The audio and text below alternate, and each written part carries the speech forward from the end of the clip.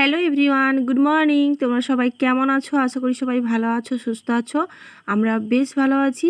আমি টুম্পা, আমার নতুন একটা ব্লগে তোমাদের সবাইকে অনেক অনেক স্বাগত। এখন বাজে সকাল 5:30। আজ হচ্ছে শনিবার। তোমাদের সবাইকে সাথে নিয়ে এখন থেকে ব্লগটা শুরু করছি। সকালে ঘুম থেকে উঠেই দেখো, এই যে চোখ মুখটা এখন ধুয়ে নিচ্ছি, আর চুলটা তো গুটিয়ে ওপরের দিকে তুলেই নিলাম। আর এই সকাল সকাল ঘুম থেকে উঠলেই না চারিদিকে পরিবেশটা দেখতে কিন্তু ভীষণ ভালো লাগে, তাই না? তো যাই হোক, রাতের বেলা তো ঘুমিয়েই ছিলাম, জল খাওয়া হয়নি আর। তো সেই জন্যে কিন্তু গলাটা ভীষণ পরিমাণে শুকিয়ে গেছে। ওই জন্যে আগে ঘুম থেকে উঠে চোখে মুখে জল দিলাম আর একটু জল খেলাম। তো চলো বন্ধুরা, আজকে ব্লগটা কন্টিনিউ দেখতে থাকো, আশা করি তোমাদের অনেক ভালো লাগবে। ওদিকে মামাম সোনা এখনও ঘুমাচ্ছে, ঘুম থেকে তো এই মুহূর্তে উঠবে না, যেহেতু এখন 5:30 মতো বাজে। আর এখন না 5:30 বাজলে মনে হয় যেন 6টা 6:30 মতো দেখতে লাগে। দেখো এর মধ্যে রোদ্দুর উঠে পড়েছে। তো চলো, তোমাদের সঙ্গে বকবক করতে করতে এখন ঝাপগুলোকে ভালো করে গুটিয়ে নেব।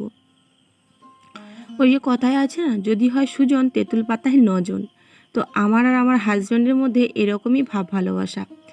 দেখবে একটা সংসারের মধ্যে যখন হাজব্যান্ড ওয়াইফের মধ্যে সম্পর্কটা ভালো থাকে না, সেই সম্পর্কটা কিন্তু কোনো দিন ভাঙেও না, আর সেই সংসারটাও কখনো ভেঙে যায় না। এখনকার দিনে সবাই তো খেতে পায়, খাওয়া পোশাক আশাক সবারই চাহিদা থাকে, কিন্তু তার সঙ্গে সঙ্গে ভালোবাসাটাও খুবই ইম্পর্টেন্ট। একটা মানুষ যদি হাজার কষ্টের মধ্যেও একটু ভালোবাসা পায় না, তাহলে সেখানে কিন্তু সেই জায়গাটা বা সেই ঘরটা কিন্তু সুখের স্বর্গ হয়ে ওঠে, জানো? তো খাওয়াটা মেন কথা নয় আমার জীবনে, বা পড়াটা মেন কথা নয় আমার জীবনে। হচ্ছে এমন একটা মানুষ আমার জীবনে থাকুক, যে হচ্ছে আমাকে বুঝবে, আমাকে ভালোবাসবে, আমাকে আগলে রাখবে। তো আমার জীবনে কিন্তু সেরকম একটা মানুষকে আমি খুঁজে পেয়েছি। সেই জন্যেই তো তোমাদের দাদাভাই কিন্তু আজ 8 মাস হলো প্রবাসে গেছে। আর আমি দেখো, এই যে আমার ভাঙাচোরা টিনের মাটির বাড়িটাকেও এখনও আগলে ধরে বসে আছি। কেন বলো তো? ওই যে ভালোবাসা। হাজব্যান্ডের ভালোবাসা পেলে কোন মেয়েই না সংসার করতে চায় বলো? সবাই চায়, তাই না? তো সেই জন্যই আমাদের সংসারে হাজার কষ্ট দুঃখ অভাব অনটন থাকা সত্ত্বেও আমি কিন্তু সমস্ত কষ্ট দুঃখকে হাসি মুখেই জয় করে নিই, জানো? যখন যেটা আসবে সেটা তখন দেখে নেওয়া যাবে, তাই না? ভালোবাসার মানুষ যখন পাশে থাকে না, তখন কোনো বিপদকে বিপদ বলেই মনে হয় না, বা কষ্ট বলেও মনে হয় না। তো এভাবেই কিন্তু আমাদের জীবনটা কেটে যাচ্ছে।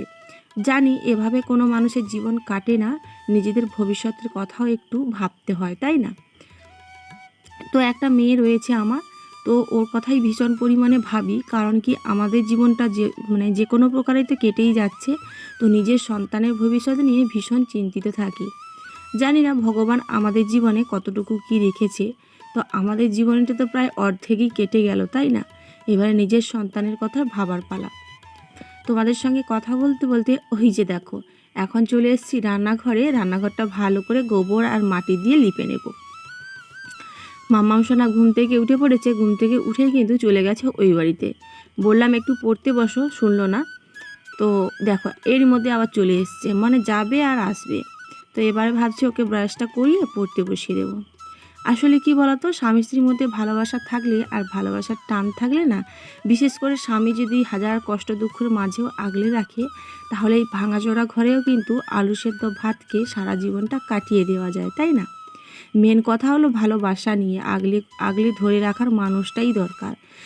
যেখানে দেখবে ভালোবাসা থাকে না, আগলে ধরে থাকার মানুষ থাকে না, সেখানে কিন্তু কোনো মেয়েরই মন টেকে না, তাই না?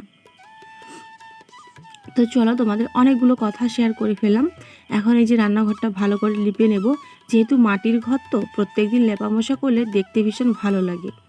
এদিকে দেখো, এই যে রাতের বেলা শরবত ভিজিয়ে রেখেছিলাম, মিছরির জল আর হচ্ছে যে কতিলা বলে না শিলাজুদ বলে, এই দুটোর মধ্যে কিন্তু আমি ভীষণ পরিমাণে গুলিয়ে ফেলি, জানো? তো এই যে সোনা মামাকে দিয়ে দিলাম।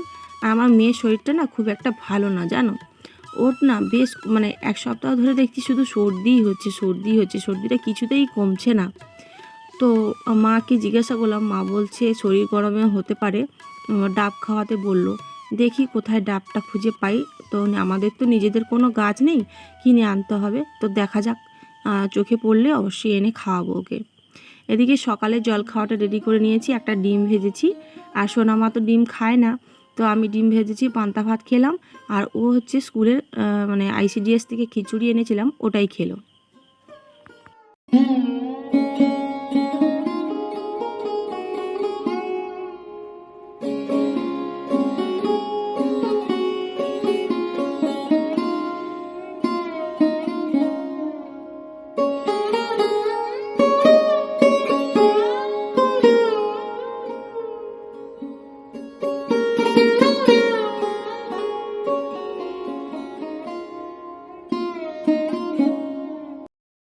স্নান করে জামা কাপড় সব কিছু রোদ্দুরে মিললাম, দিয়ে এখন এই যে দেখো চলে এসেছি দুপুরের রান্নাটা বসিয়ে দেবো। আজকে না সকাল থেকে শরীরটা ভীষণ ভালো ছিল, কিন্তু এই যে বেলার দিকটাতে জল খাওয়ার পরে না শরীরটা এতটা পরিমাণে খারাপ লাগছিল কি বলবো তোমাদের। তো যাই হোক, কোনো রকমে মাছ টাছও কিছুই ছিল না।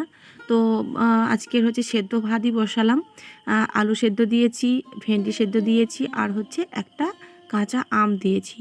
তো অনেক দিন পরেই আম মাখা করে খাবো, মানে ভাতে যে আমটা দিয়েছি। তো ওই মাখাটা খেতে কিন্তু ভীষণ টেস্টি লাগে জানো, একটু নুন একটু চিনি দিয়ে মাখলে পরে খেতে ভীষণ টেস্টি লাগে। আর রান্না বসিয়ে দিয়ে দেখো এদিকে এই যে কলে জল চলে এসছে, ড্রামটা ভর্তি করে নিলাম। যতই শরীর খারাপ হোক না কেন, সংসারের কাজগুলো কিন্তু সেই একই টাইমে গুছিয়ে গাছিয়ে করতে হয়। মেয়েদের জীবনটাই কিন্তু এমনই হয়, তাই না? এখন দেখো এই যে মাম্মামকে স্নান করিয়ে এখন বাজে দুপুরে একটা, এই যে আলু মাখা, ভেন্ডি মাখা আর আম মাখা, এই যে আমার সোনা মাকে প্লেটটা সাজিয়ে এখন খেতে দিলাম। খাওয়ার পরেই কিন্তু 10 থেকে 5 মিনিট রেস্ট করছিলাম, 5-10 মিনিট হবে। তারপরে দেখলাম আকাশে ঘন কালো মেঘ উঠেছে, মানে একেবারে এই যে দেখতে পাচ্ছ কেমন মেঘলা মেঘলা, মানে কিছুক্ষণের মধ্যেই কিন্তু ঝড় বৃষ্টি লেগে যাবে। ওই জন্য ভাবলাম আর বসে থেকে লাভ নেই, ভিডিওটা তো এডিট করছিলাম, তো এডিটটা বন্ধ করে দিয়ে এখন এই যে চলে এসেছি। দেখো এই যে আমার যে মাঠে জ্বালানিগুলো রয়েছে না, ওইগুলোকে কেটে রেখেছিলাম, তো ভাবলাম ওগুলো ভিজে যাবে, তো ওই জন্যই কিন্তু এখন রান্নাঘরে এগুলো তুলে নিয়ে যাচ্ছি। আর মামাও সোনা কিন্তু চলে গেছে, ওই যে দেখো ওই যে যাচ্ছে, ওর ঠামির ছাগল রয়েছে ওখানে যাচ্ছে, ছাগল ছানাগুলোকে নিয়ে দৌড়াদৌড়ি করবে। আর এত কালো মেঘ করেছে আর এত ঝোড়ো বাতাস বইছে কি বলবো। এই যে দেখো ফাইনালি তো বৃষ্টি, বজ্র বিদ্যুৎ সহ বৃষ্টি ঝড় একেবারেই শুরু হয়ে গেছে। আর এই বৃষ্টির দিনে না আমার রুমের জানলা থেকে, মানে আমার খাটের ওপর থেকে এই যে দেখো কত সুন্দর লাগে জায়গাটা। আমার বাড়ির পাশেই রয়েছে একটা খাল, মানে জোয়ার ভাটা খাল। তো সেটাই দেখছিলাম যে সত্যি প্রকৃতি কতটা সুন্দর হতে পারে, তাই না?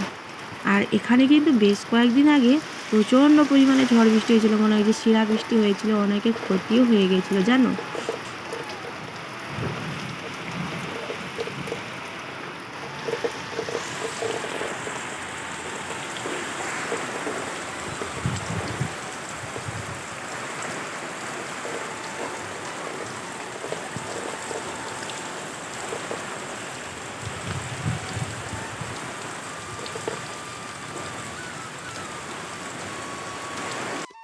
তো ওই দুপুরবেলা থেকে তো বৃষ্টি লাগাতার লেগেই ছিল।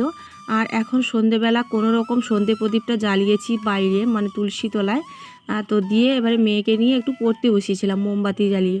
তো বারবার লোডশেডিং হচ্ছে, কারেন্ট চলে যাচ্ছে, মানে যখনই প্রচণ্ড জোরে বিদ্যুৎ মানে মেঘ ডাকছে তখনই কিন্তু কারেন্ট চলে যাচ্ছে। তো মেয়ে আবার ঘুমিয়ে পড়েছে, সারাদিন ঘুমায়নি। তো ওই জন্য মেয়েকে নিচে একটা কাঁথা বিছিয়ে ওকে শুয়ে দিয়েছি, দিয়ে এখন আমি বিছানাটা করে নিচ্ছি। তারপরেই কিন্তু ওকে খাটের উপরে তুলে দিয়ে রান্নাঘরে যাব। তো বৃষ্টি বাদলের দিনে তো মানে ভালো মন্দ করে খেতে ইচ্ছেই করে, কিন্তু আবার কারেন্ট চলে যাওয়ারও ভয় থাকে জানো।